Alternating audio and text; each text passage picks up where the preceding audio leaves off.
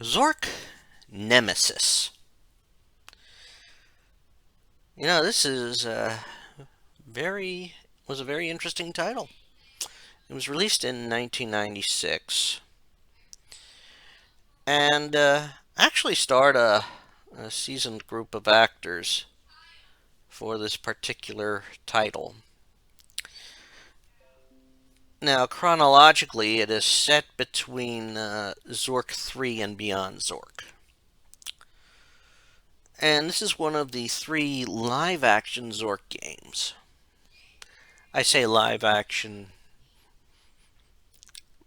mainly because they have scenes that are acted out and it adds to the story.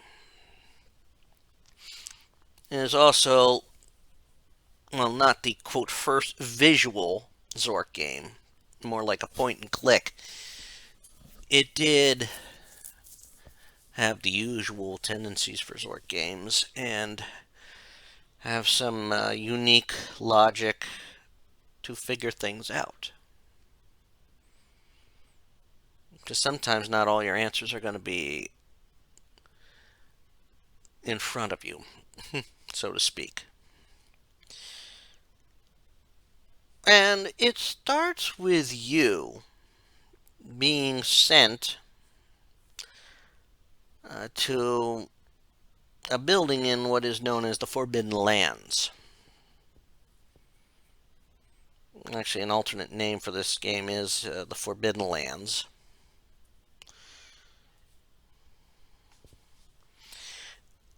And you are sent to a temple, I believe for alchemy. And you hear that there is some very strange goings on. There is a spirit of a young woman about. You don't see her that often. She's in a crypt.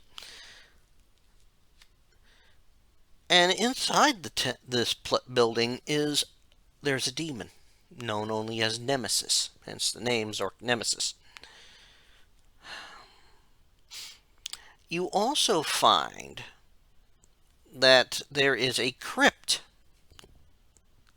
in this place with four alchemists kept in what can only be called as a state of near death, I would say, as Nemesis is torturing each and every one of them.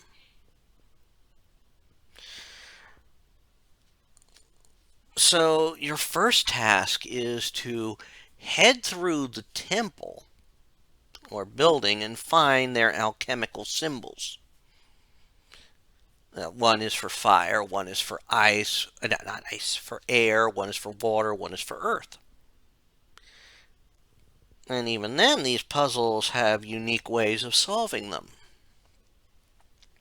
In fact, the easiest part of the game, one of the easier parts of the game is finding the symbols.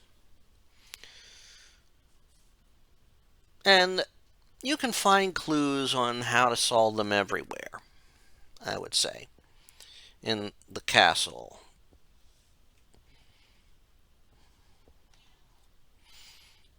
Now, once you find everything and free them to some point,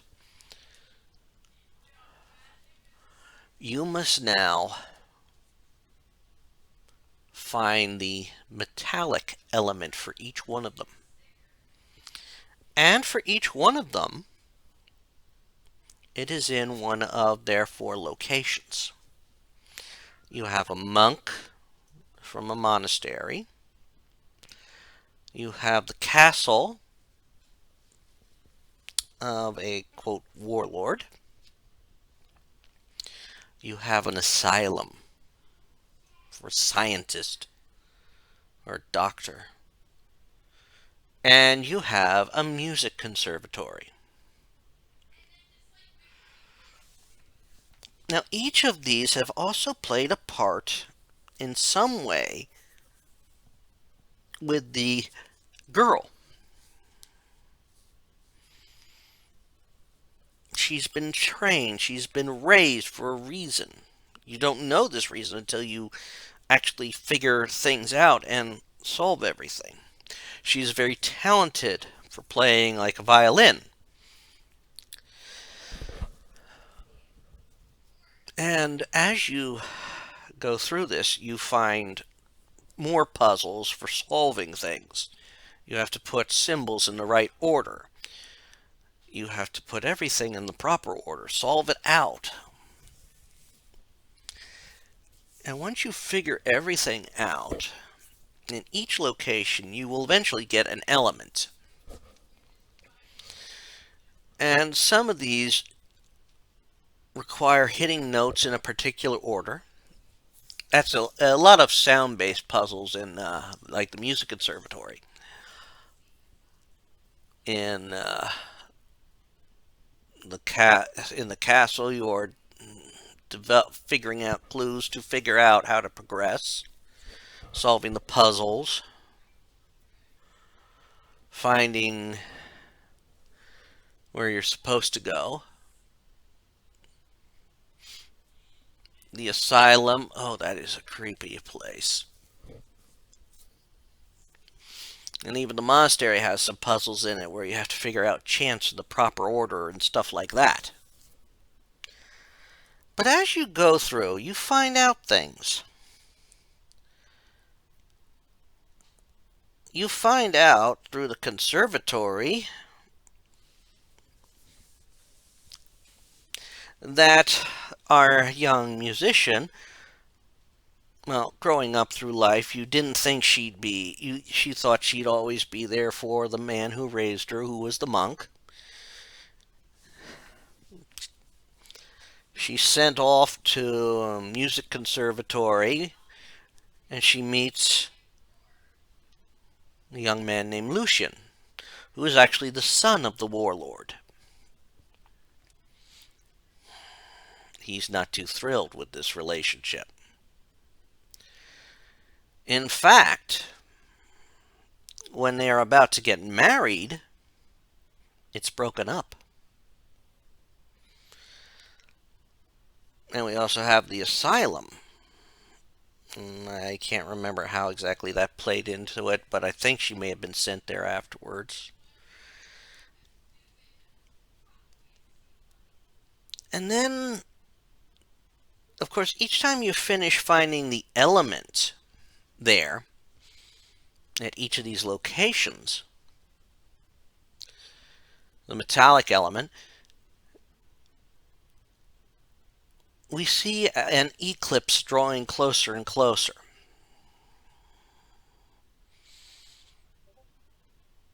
And we actually figure out, or find out,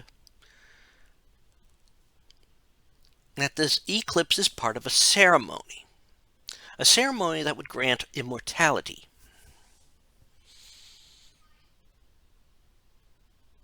To the people who perform it. And it's a ceremony that actually requires 5 people.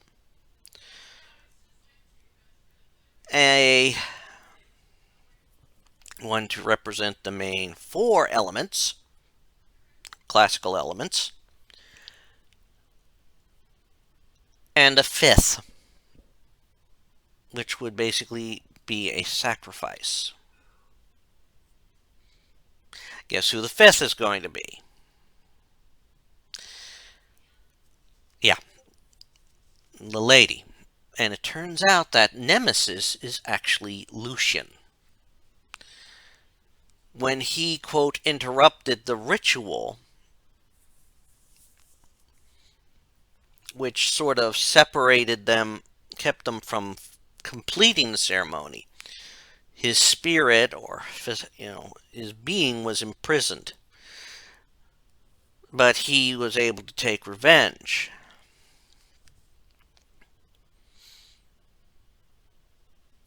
Now, as long as you don't agree to take part in the, drink the flask or something like that. I'm trying to remember right now, but I can't. I'm pulling a blank on that. You then have to go down, find, and get together something that is needed to disrupt the ceremony and stop their actions. This would then restore Lucian and Alexandra, I believe that's her name, Alexandra, to life, to living.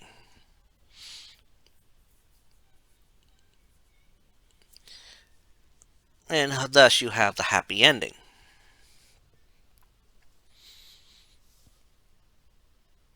And that's basically the story in a nutshell. And of course, you had. They used the point and click nature that they had that had become somewhat of a mainstay with certain types of games. And they kept a lot of Zork lore in there, and I think there is a chance where you could get eaten by a Grue in the game. To think, the dangerous being known as the Grue came about because of a lack of. So now that they have more visual means there, you still had the Grue. I think that's funny. Or the threat of the Grue. But the puzzles, some of them are very easy to figure out, some of them are very difficult to figure out. But that's the standard with the Zork game. And you have to solve everything. You have to. And the scoring in this game is simple. You get a point for every key task you complete. So it's very easy to get to 4 points. And then getting each element is another point. And then, of course, saving the day is your last point. Because I don't think they could get away from Zork without putting a point system in. I mean, you gotta have points everywhere. I swear, in the Zork franchise, you had points for everything. Even nonsensical stuff. But some of the puzzles are actually very well thought out. You have to really think things through. You have references to things mentioned in other games like Double Fanucci and your currency of the Zork Mid.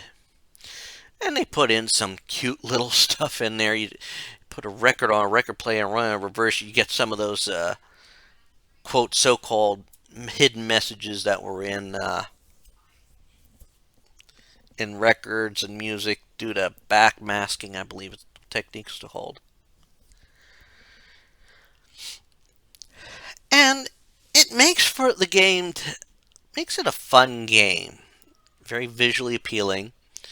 How scenes play out and explain the interrelationships and explain the backstory of the characters. I think that's great.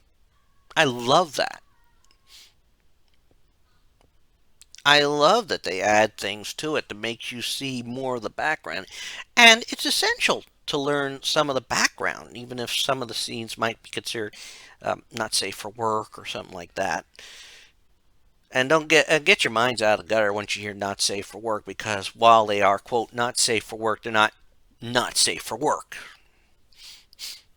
We don't get any nudity or any real nudity in it.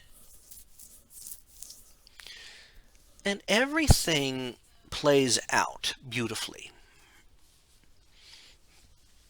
Now, of course, you have to work with the system nowadays, because I don't think in the 90s we were thinking that we'd get displays to the quality we have them now,